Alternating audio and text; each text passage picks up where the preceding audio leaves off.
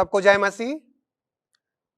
हम धन्यवाद देते हैं परमेश्वर को, परमेश्वर के प्रेम के लिए और उसके उद्धार के लिए और उसके अनुग्रह के लिए कि हम सबों पर उन्होंने उड़ेला है। और आज जिस तरह से परमेश्वर ने हमको आपके समीप खड़ा किया है कि हम परमेश्वर के वचन को आपके समीप रख सके, हम बड़ी खुश हैं कि आप भी हमारे साथ में जुड़े हैं और परमेश्वर के वचन से आनंद आपको मिल रहा है। और जिस तरह से हम लोगों ने परमेश्वर के वचन को अध्ययन करते जा रहे हैं, हम जानते हैं और हम ये भी विश्वास करते हैं कि परमेश्वर ने आपको आशीषित किया है। आइए हम सब परमेश्वर के वचन में जाने से पहले हम लोग एक छोटी सी प्रार्थना करेंगे। आइए हमारे साथ अपने सिर को झुकाएं और हम लोग प्रार्थना करेंगे। स्वर्गीय पिता, हम आपको धन्यवाद देते हैं प्रभु, आपके प्रेम के लिए, आपके अनुग्रह के लिए प्रभु, और आपके पवित्र आत्मा के लिए कि आपने अभी तक हम सबों के साथ में अपने प्रेम को, अपनी दया को बनाए रखे हैं। हम सब पापी गुनाहगार हैं, हम सबों को पापों गुनाहों का क्षमा करे होने दे प्रभु कि जब आपके वचन को हम सब सीखते हैं तो आपका अनुग्रह हम सबों को साथ में निरंतर बना रहे कि हम सब आपके वचनों को सीखें और समझें और आपके रास्ते पर चलने के योग्य बन सके। जो जुड़े हैं प्रभु, जो देख रहे हैं, उनके तू साथ हो, उनके परिवार के साथ हो, उनके संगी साथी के साथ हो प्रभु। सारे आदर महिमा देते हुए यदि इन प्रार्थना आपके प्रिय पुत्र यीशु के नाम से मांगते हैं, आमीन। धन्यवाद देते हैं परमेश्वर को कि परमेश्वर ने फिर से एक मौका दिया है कि हम परमेश्वर के वचन आपके साथ साझा कर सकते हैं। ये बड़ी ही सौभाग्य की बात है। हम तो उस योग्य भी नहीं हैं कि हम परमेश्वर के वचन को आपके साथ में साझा कर सके, लेकिन परमेश्वर ने अपने बेटा बेटी के रूप में हम सबों को चुना है, बुलाया है कि हम सब उसके दास दासी और उसके बेटा बेटी होकर परमेश्वर के वचन एक दूसरे के साथ में हम लोग साझा कर सकें। आज जिस तरह से हम लोग बात करेंगे और जिस तरह से परमेश्वर के वचन को अध्ययन करेंगे, परमेश्वर के उद्धार और पुनः स्थापित करने के विषय में हम लोग अध्ययन करेंगे। परमेश्वर के उद्धार और पुनः स्थापना के विषय में हम लोग बातें करेंगे और सीखेंगे और परमेश्वर के संगति में रहकर हम लोग आशीष पाएंगे। आइए हमारे साथ में, आपके साथ में पवित्र शास्त्र होगा तो हमारे साथ में आप लोग खोलिए इफिसियों 2 और उसका 8 से लेकर 10 पद तक मैं पढ़ रहा हूं। इसमें लिखा है, क्योंकि विश्वास के द्वारा अनुग्रह ही से तुम्हारा उद्धार हुआ है और यही तुम्हारी ओर से नहीं वरन परमेश्वर के दान है, न कि कर्मों के कारण, ऐसा ना हो कि कोई घमंड करे, क्योंकि हम उसके बनाए हुए हैं और मसीह यीशु में उन भलो कामों के लिए सृजे गए जिन्हें परमेश्वर ने पहले से हमारे करने के लिए तैयार किया है। ये परमेश्वर का वचन कहता है कि परमेश्वर ने क्योंकि हमारा विश्वास जो है, हमारे विश्वास के द्वारा अनुग्रह से ही उद्धार हुआ है, हमारा उद्धार हुआ है। मैं जानता हूं कि जब हम परमेश्वर में आते हैं, आप देखिए, जब परमेश्वर का आप मानते हैं और परमेश्वर के संगति में चलते हैं तो ये हम सबों को विश्वास हो जाता है कि नहीं, परमेश्वर ने हमारे ऊपर अनुग्रह किया है, परमेश्वर ने हमारे परिवार के ऊपर अनुग्रह किया है और हमको आशीषित किया है कि परमेश्वर के वचन को और परमेश्वर के संगति में हम चल सके। कभी कभी ऐसा होता है, देखिए, जब प्रभु यीशु मसीह को क्रूस पर चढ़ाया जा रहा था तो उस समय ये बादल घेरा और घना अंधेरा छा रहा था। कुछ ऐसा लग रहा था कि अशुभ होने वाला है। और जैसे जैसे समय बीतता जा रहा था, धीरे धीरे वहां पर अंधेरा छा रहा था। वहां जो लोग थे बेचैन हो रहे थे, उनको समझ में नहीं आ रहा था कि क्या हो रहा है। अचानक वहां पर भूकंप आ रहा है और जब भूकंप आया और वहां पर कब्रें खुल गई और बहुत सारे लोग कब्र से निकल गए और उधर में जो प्रभु यीशु मसीह जिस तरह से क्रूस पर लटके हुए थे और उसके तरफ बहुत सारे लोगों का निगाह लगा हुआ था कि क्या हो रहा है। लेकिन कुछ क्षण पहले आप देखिएगा कि और घटना घटा था कि उस समय जब क्रूस पर लटके थे तो एक चोर उनका मजाक उड़ाते हुए बोला था कि ये जब क्रूस पर है ये अपने आप को परमेश्वर कहता है, क्यों ना बचा ले। लेकिन दूसरी तरफ जो चोर था वो कहा कि नहीं, जो कर्म हम लोग किए हैं उसका प्रतिफल हम लोगों को मिल रहा है, लेकिन ये तो वैसा किया ही नहीं है।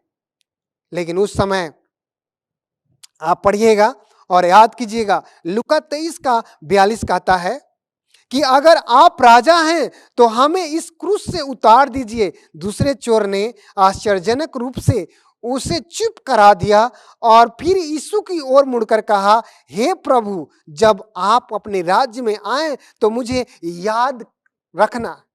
देखिए, ये बड़ा विनम्रता जो है, विनम्रता है जो वहां पर स्थापित होता है। देखिए, जब हम परमेश्वर के संगति में आते हैं, जब परमेश्वर का उद्धार पाना चाहते हैं, परमेश्वर में हम पुनः स्थापित होना चाहता है, तो हम सबों को विनम्रता पूर्वक परमेश्वर से उदारता के साथ में कुछ मांगने की जरूरत होती है। वो चोर है और चोरी करने का उसको सजा मिल रहा है, लेकिन बड़ी विनम्रता के साथ में, बड़ी आदर पूर्वक बोल रहा है कि हे परमेश्वर, जब आप अपने राज्य में आए तो मुझे याद रखना। देखिए क्या ये परमेश्वर कैसा ये बातें वो बोल रहा है आज जो है। और इसी तरह से जब प्रभु यीशु मसीह कहा कि और उसी क्षण यीशु ने उस चोर की ओर मुड़कर और बोले, मैं आज तुझसे कहता हूं कि तू मेरे साथ स्वर्गलोक में होगा। यीशु कह रहे थे, अभी क्रूस पर मैं आज तुम्हें कह रहा हूं, तू मुझे साथ स्वर्गलोक में होगा। उस उचित समय पर जब मैं उसी सभी को जगाने के लिए लौटूंगा तो जो मुझसे मर गए हैं। परमेश्वर ने जैसे ही चोर जो था, जैसे ही इस बातों को बोला, परमेश्वर को बोला कि आप हमारे साथ पाए जाएंगे, आप हमारे साथ पाए जाएंगे। मती जब हम लोग निकालते हैं और उसका 27 और उसका 46 पढ़ते हैं तो परमेश्वर का वचन इस तरह से बातें करता है। उसका 27 और 46 में लिखा गया है कि तीसरे पहाड़ के निकट यीशु ने बड़े शब्द से पुकार कर कहा, एली एली लामा सबक्तनी, अर्थात हे मेरे परमेश्वर, हे मेरे परमेश्वर, तूने मुझे क्यों छोड़ दिया। देखिए परमेश्वर जो है किस तरह से बोल रहा, आपने परमेश्वर से कहा, हे परमेश्वर क्यों मुझे छोड़ दिया। इस तरह से कहकर उन्होंने बातें कर रहे हैं, गुहार लगा रहे हैं। क्या आप कल्पना कर सकते हैं कि उसी क्षण मनुष्य के हृदय में क्या चल रहा था। वो अलगाव, तुम्हारे पाप और मेरे पाप उसे अपने पिता से अलग कर रहे थे और इसलिए उसने पुकारा, क्योंकि निश्चय ही परमेश्वर पिता ने उसे त्यागा नहीं था। और फिर जब यीशु की मृत्यु हुई तो संकेत करता, जब प्रभु यीशु मसीह का जब मृत्यु हुई तो घोषणा हुआ कि ये पूरा हुआ। जब ऐसा हो रहा था, जब परमेश्वर का प्राण जो है उस क्रूज पर छूटा तो ये भविष्यवाणी हुआ कि पूरा हुआ। और इस चीजों को हम सबों को देखने की जरूरत है। एक तस्वीर जो है ये बहुत ही हमारे और आपके लिए झकझोर देने वाला है। वही परमेश्वर जो इस पृथ्वी पर आया, वही परमेश्वर जो हमारे और आपके लिए दुख सहा, हमारे और आपके लिए उसको पकड़वाया गया, हमारे और आपके लिए उसको कोड़ा चढ़ाया गया, हमारे और आपके लिए कांटों का मुकुट चढ़ाया गया, हमारे और आपके लिए वो क्रूस पर ठोका गया। वो परमेश्वर एक शब्द भी हमारे और आपके लिए नहीं बोला, बल्कि बोला कि ये अनजान है जो ये पाप कर रहे हैं, अनजान है जो पाप कर रहे हैं। ये बड़ा एक अद्भुत नजारा था। बोला जाता है कि उस समय जब परमेश्वर का प्राण जब छूटने का था, उस समय अंधेरा छा गया और कब्रें खुल गई। बहुत सारे लोग जो हैं, जो धर्मी लोग, कब्र से निकल गए और घूमने लगे। प्रभु यीशु मसीह अपने वचन के अनुसार प्रभु यीशु मसीह ने कब्र में गए, उनको गड़ा गया और विश्राम किया और फिर से परमेश्वर ने पहले दिन वो जी उठा, पहले दिन उन्होंने जी उठा। बड़ी सुहावने तरीके से इसको लिखा गया है, बताया गया है। क्योंकि जीवित है और इसीलिए परमेश्वर जो है जैसे अपने क्रूस पर प्राण दिए और प्राण देने के बाद में परमेश्वर कब्र में गए और उसके बाद में तीसरे दिन जी उठे और जब परमेश्वर ने जीने के बाद में अपने चेलों के साथ रहा और देखिए उस समय भी चेलों के साथ में जब रहा और उसके बाद में जब परमेश्वर उठाया गया तो उसके हमारे और आपके मध्यस्थता के लिए परमेश्वर ने पवित्र आत्मा दिया कि हम सब उसके द्वारा परमेश्वर के अगुवाई में चल सके। यहाँ पर एक भव्य चीज दिया हुआ है, प्रेरित क्रियों का काम जब 1:11 हम पढ़ते हैं तो इसमें लिखा गया है, इसमें देखा गया है कि उस समय जो था प्रभु यीशु मसीह स्वर्गारोहण हो रहे थे और उसका चेले वहां पर खड़े थे और उसको देखते देखते प्रभु यीशु मसीह ऊपर की तरह उठा लिया गया। भाइयों बहनों, सबसे जरूरत बात यह है कि आज हम लोग उस समय ऐसे जीवन जी रहे हैं जहां पर हमको और आपको पवित्र आत्मा का जरूरत है। हमारे और आपको उस प्रभु यीशु मसीह का पवित्र लहू का जरूरत है जिसके द्वारा हम सब चंगाई पाते हैं, जिसके द्वारा हम सब उद्धार पाते हैं। परमेश्वर का वचन कहता है कि हमने अपने लहू बहाकर आपको मोल ले लिए है। हम विश्वास करते हैं, ये भी जानते हैं कि परमेश्वर ने हमारे लिए अपने लहू बहाया। परमेश्वर ने हमारे और आपके लिए इस पृथ्वी पर आया और आकर अपना लहू बहाया और हम सबों के लिए वो मारा गया, क्रूस पर ठोका गया और हमारे और आपके लिए बोला जाता है कि स्वर्ग में गया है और हमारे और आपके लिए, जिस तरह से हम पढ़ते हैं जो है ना 14 का उसका 3 कहते हैं कि हमारा परमेश्वर जो है हमारे लिए गया है और हमारे लिए जगह जो है तैयार कर रहा है, हमारे लिए जगह तैयार कर रहा है। भाइयों बहनों, हम लोग कल को नहीं जानते हैं कल क्या होगा, लेकिन ये जानते हैं कि परमेश्वर आएगा। हम अपने विषय में नहीं जानते हैं, लेकिन हम इतना जानते हैं कि हमारा प्रभु यीशु मसीह आएगा।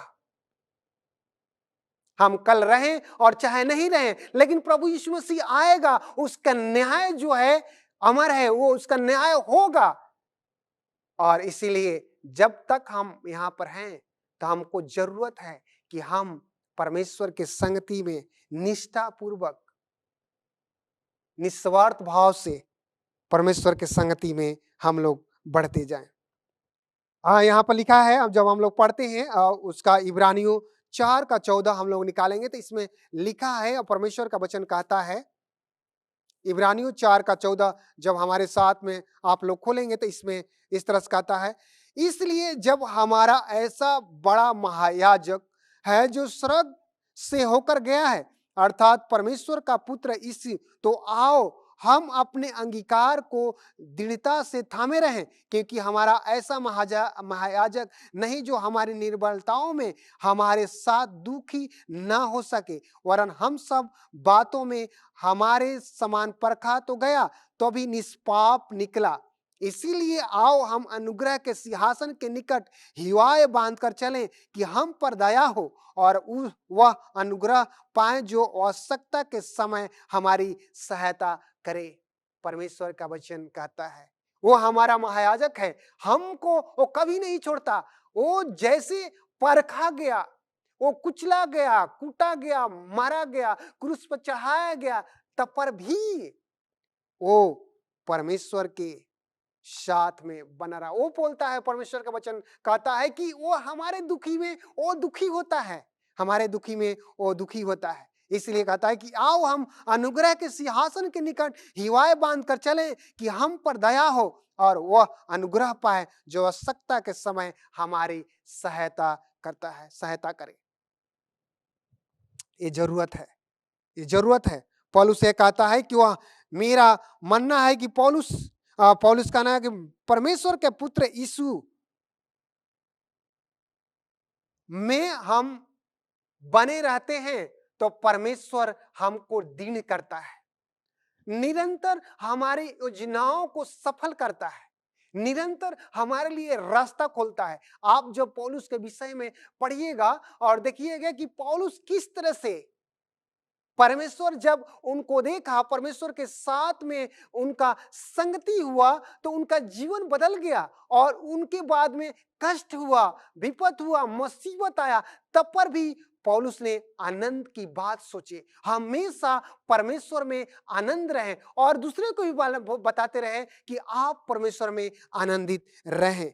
ये जरूरत है, ये जरूरी है कि हम सब जो है परमेश्वर में आनंदित रहें। हम जानते हैं कि इस अंतिम समय में दुख और तकलीफ आएंगे, हम जानते हैं कि इस अंतिम समय में सताहट आएगा, लेकिन जब हमको उद्धार पाना है, परमेश्वर की संगति में रहना है, परमेश्वर के साथ रहना है, तो हमको परमेश्वर के साथ में अपने धीरज को बनाए रखना है। क्योंकि जब परमेश्वर बादलों से होकर आएंगे तो उस समय हम उनके साथ पाए जाएंगे, उनके साथ हम पाए जाएंगे।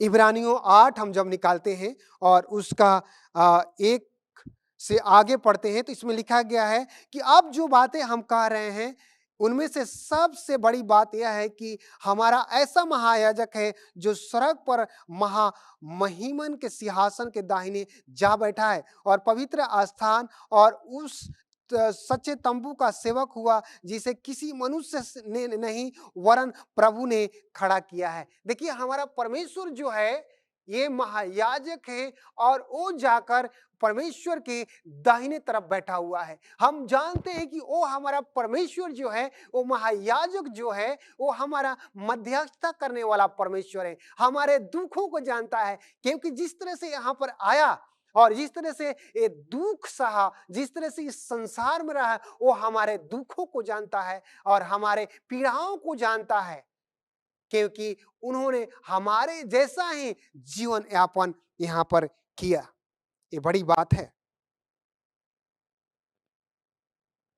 इसीलिए हम सबों को बड़ी हिवाएं बांधकर सच्चे मन से पूरे विश्वास के साथ में और विवेक के साथ में परमेश्वर के साथ, परमेश्वर के संगति में हम सबों को रहने की जरूरत है।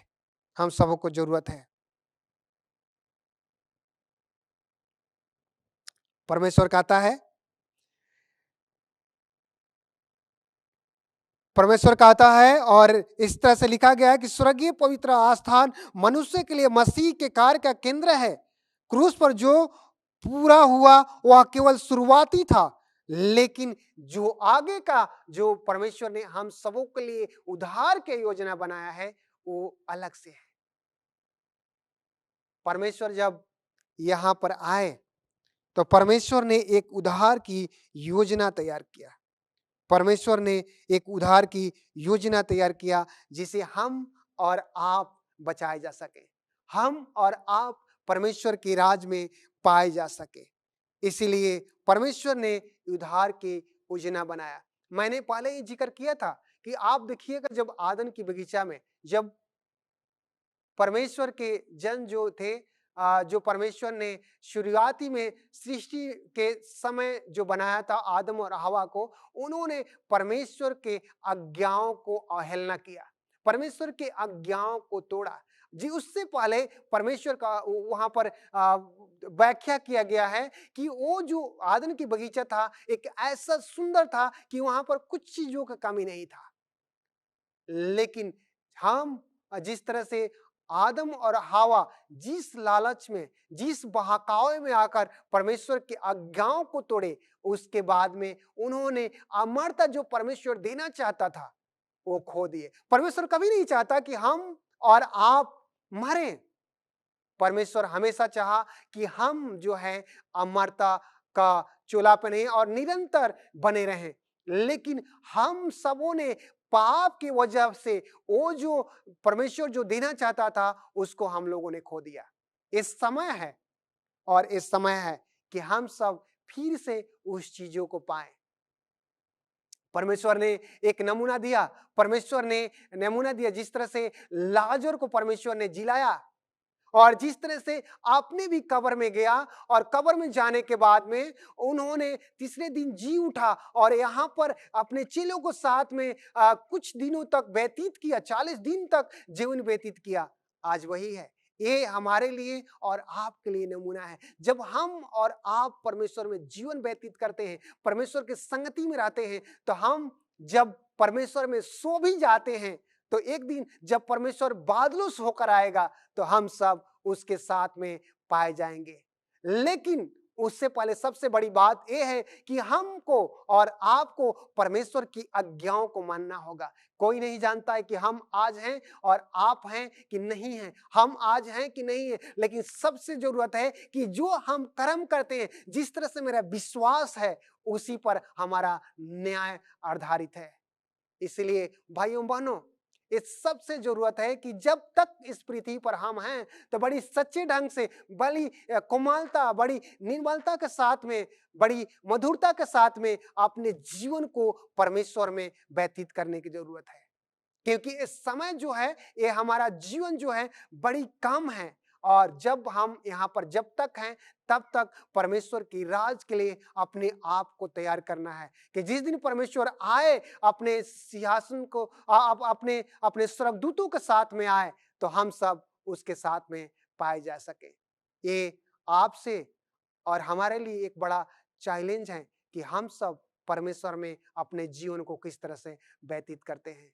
परमेश्वर आप सबों को आशीषित करे, जिस तरह से हम सब आज का अध्ययन को और परमेश्वर के वचन से सीखे। हम जानते हैं कि आपने आशीषित पाया है, और मैं जानता हूं कि जब इस चीजों को दूसरे से आप लोग बातें करेंगे, दूसरे को गवाही देंगे, तो वो भी आशीषित पाएंगे और परमेश्वर के राज के लिए बचाए जाएंगे। आइए हम सब मिलकर परमेश्वर से इस अंतिम प्रार्थना में जाएंगे। आइए प्रार्थना करेंगे। स्वर्गीय पिता, हम आपको धन्यवाद देते हैं प्रभु, आपके प्रेम और अनुग्रह के लिए। धन्यवाद देते हैं प्रभु कि आपका अनुग्रह हम सब पर रहा, और होने दे प्रभु कि जिस तरह से आपका प्रेम हम सब बनाए, होने दे कि आपकी आत्मिकता में निरंतर हम सब बढ़े और आपके संगति में चले, कि जब आप बादलों से होकर आए प्रभु, उस समय हम लोग निष्कलंक और निष्पाप पाए जा सके और आपके राज में जाएं और आपके साथ में अपने जीवन को व्यतीत हम सब कर सके। सारे आदर महिमा देते हुए प्रभु, जो हैं जिनके घर में दुख तकलीफ होगा, उनको भी आप चंगाई बख्शे और उनको भी आशीष करें। दिनहीन प्रार्थना आपके प्रिय पुत्र यीशु के नाम से मांगते हैं, सुनिए और स्वर्ग में ग्रहण कीजिए। आमीन। और इसी तरह से मैं विश्वास करता हूं कि आपने आशीष पाया है, और मैं आपसे निवेदन करता हूं कि जिस तरह से इस होप हिंदी चैनल में जुड़कर परमेश्वर का आशीष पा रहे हैं, आपसे निवेदन है कि इसको सब्सक्राइब करें, और इसी तरह से इसको आप अपने और अपने परिवार, अपने संगी साथी के साथ में सजा करें, कि वो भी परमेश्वर के आशीष पाकर आपका परमेश्वर का जय जयकार करे और परमेश्वर के संगति में बने रहे। परमेश्वर आप सबों को आशीषित करे। जय मसीह।